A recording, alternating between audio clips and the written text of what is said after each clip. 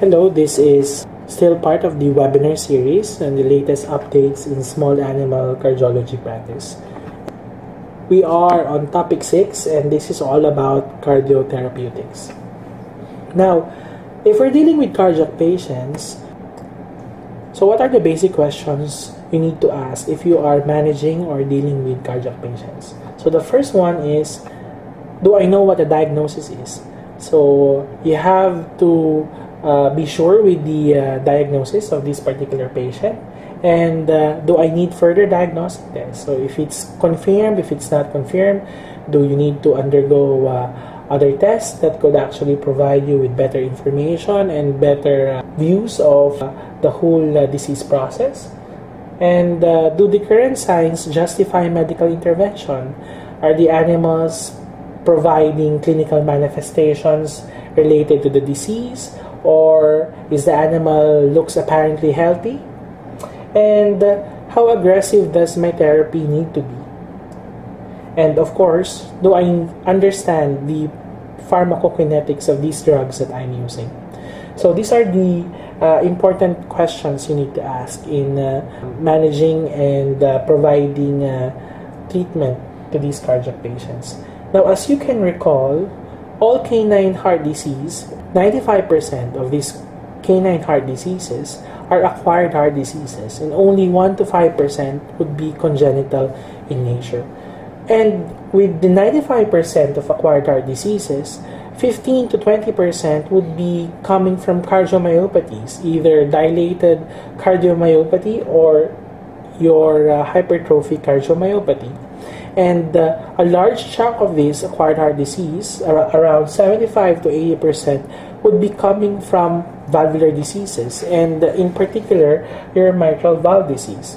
And for this topic, we are going to discuss the critical stages in the cardiac disease process that can actually be used for our medical intervention, and important drug classes, as well as the expected outcome and management of these patients. Going back, your heart disease came from a series of pathophysiologic process, starting from an impaired function resulting in a reduced cardiac output, and later on you have a reduced blood pressure as recognized by the baroreceptors and the juxtaglomerular apparatus, and the body will try to initiate its own compensatory mechanism.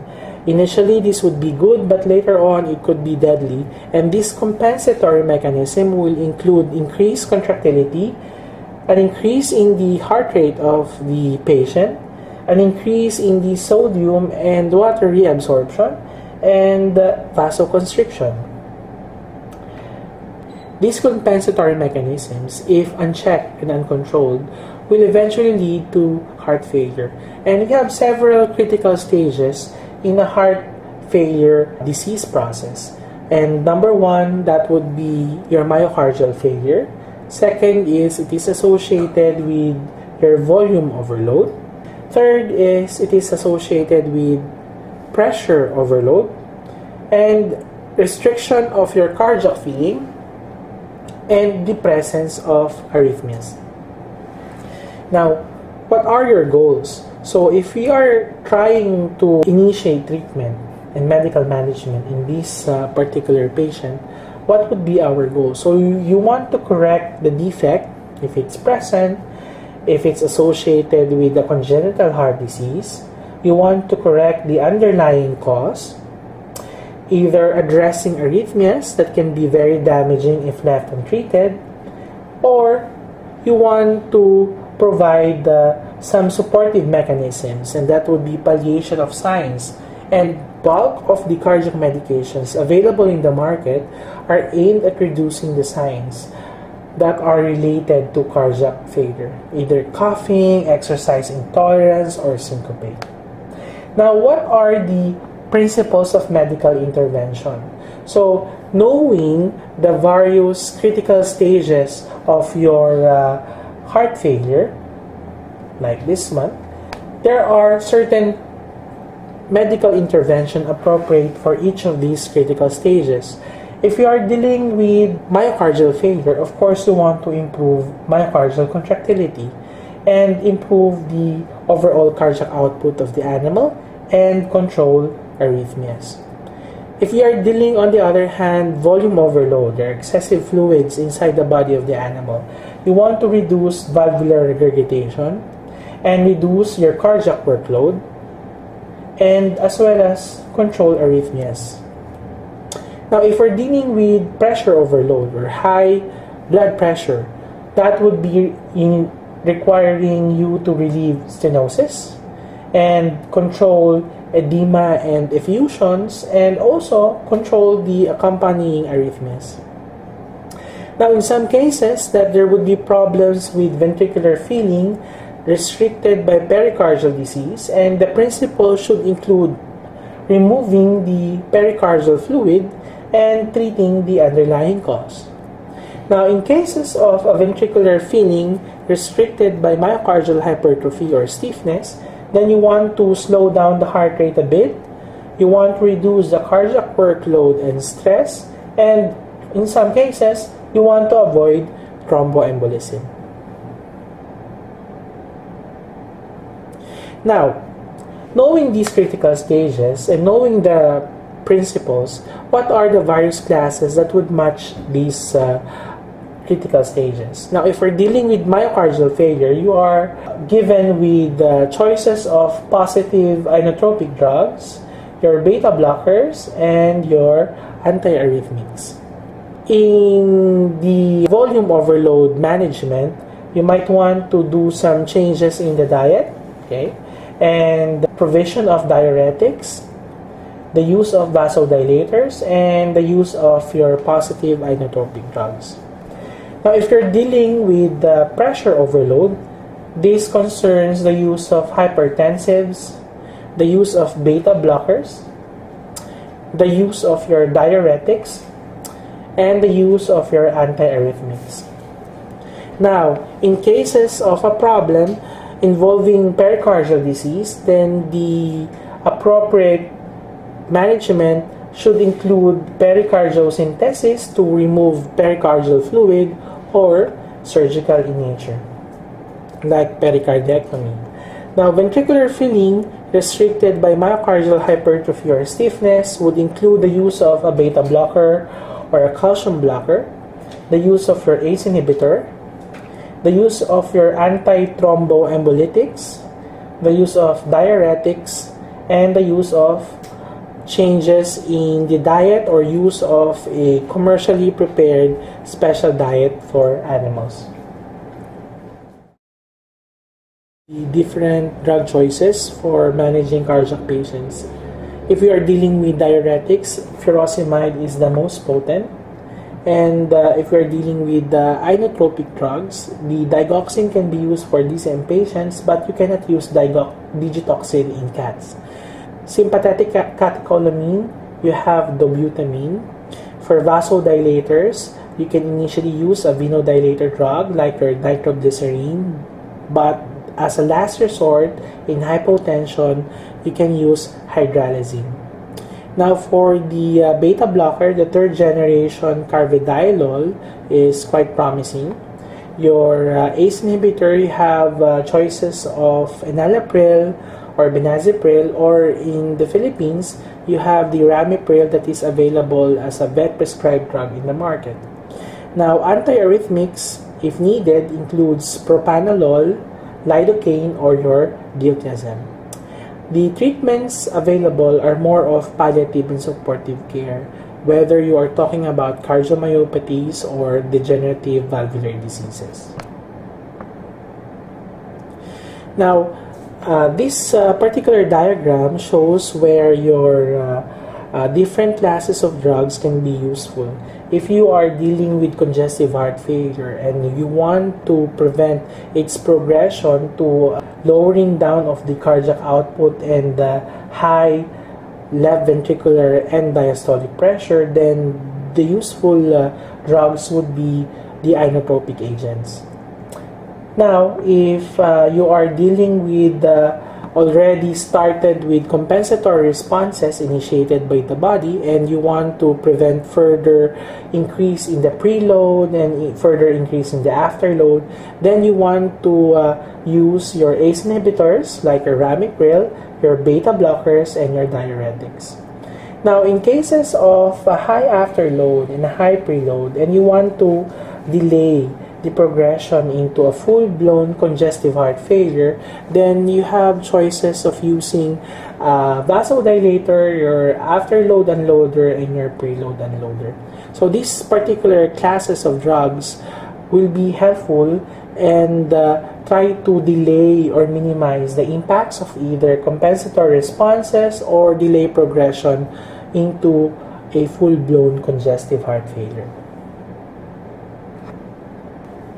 Now, the choice of whether ACE inhibitor would be better over beta blockers, ACE inhibitor is a vasodilator drug, and diuresis through decreased aldosterone and also decreases the sympathetic tone. And this is very useful in hypertensive patients because it decreases the blood pressure. Now, if we're dealing with beta blockers, you have to use this with caution. It can reduce your heart rate, your cardiac output, and myocardial oxygen consumption. It can be effective in dilated cardiomyopathy patients, but not in other cases, especially your valvular diseases. But since around 75 to 80% of your cardiac patients can probably have a degenerative valvular disease, then beta blocker might not be useful. You cannot use this in the presence of pulmonary edema because it can worsen the condition of the animal. As you can see here, ACE inhibitor is very important because it tries to block these converting enzyme, your ACE. Because if you try to block the converting enzyme, it can delay or it can prevent the conversion of your angiotensin 1 to your angiotensin 2.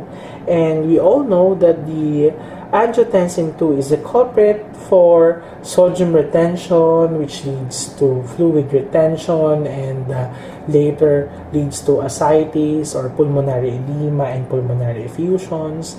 And it's also the culprit for increased heart rate, for vasoconstriction, and other effects of the compensatory mechanisms that can be deadly if left uncontrolled. Now, you have several classes of antiarrhythmic drugs available in the market. So they are classified based on classes. Class 1A, and this has to do with the main action has something to do with local anesthetic effects. Class 1B has which includes your lidocaine, also causes depression of the abnormal automaticity and accelerate repolarization but increase refractoriness. And 1C is the same. It has a prolonged conduction of a local anesthetic effect. Okay? And the class 2, which includes your propranolol and atenolol, blocks the beta-1 adrenoreceptors. And the class 3 includes your amiodarone and sotalol, will prolong action, potential duration, and anti-fibrillatory. So it increases refractoriness and also a good drug if you want to manage fibrillations. Now, for class 4, you can use diltiazem or verapamil, and this would inhibit calcium entry.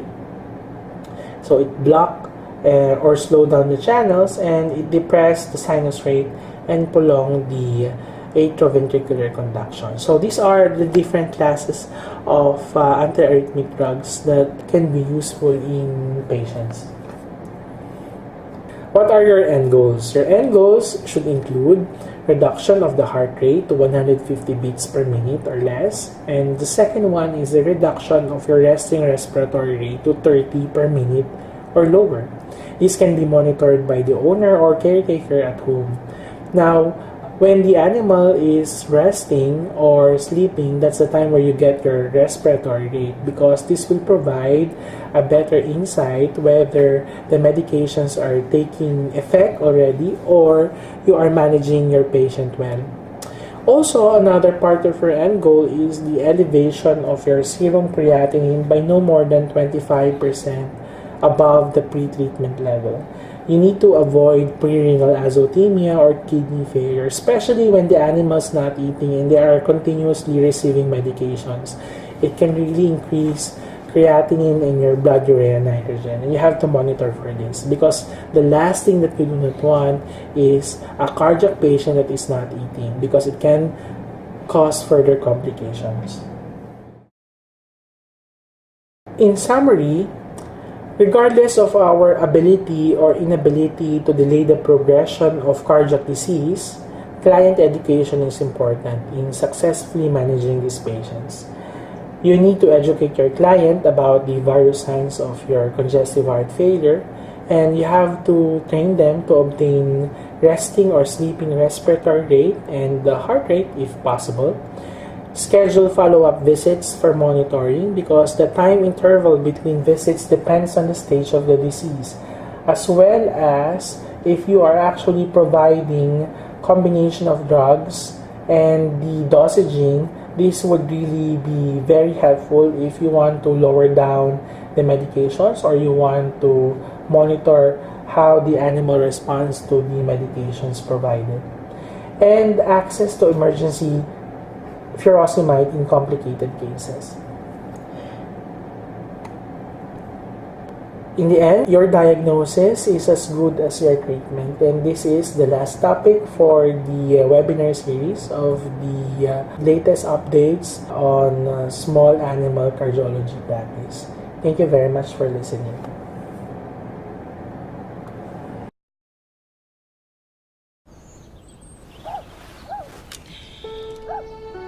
Nakakatuwang isipin na ang buhay minsan sosorpresahin tayo.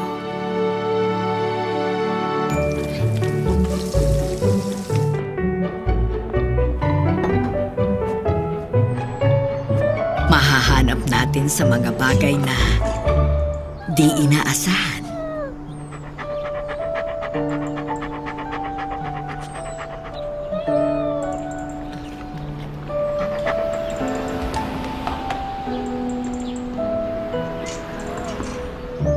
Kaya paulit-ulit akong bumabangon.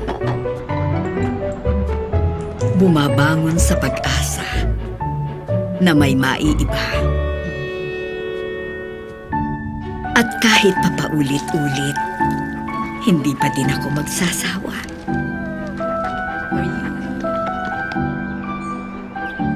Minsan ang buhay ay sosorpresahin ka. Kapag pinalaya natin ito, bigyan ng pagkakataon, magbunga, maalagaan, at bigyan ng tamang pagmamahal. Ngayon alam ko, sa bawat paggising, sa bawat galaw, sa bawat salita, ang pagbabago ay hindi mo maipipilit o sasadyain. Unti-unti, dahan-dahan, at hindi mo mahahalata.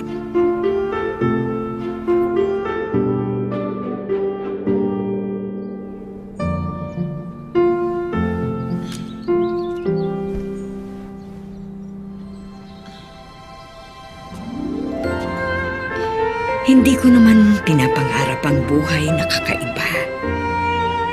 Ngunit sa mga ordinaryong sandali, kapag nabigyan mo ng pansin,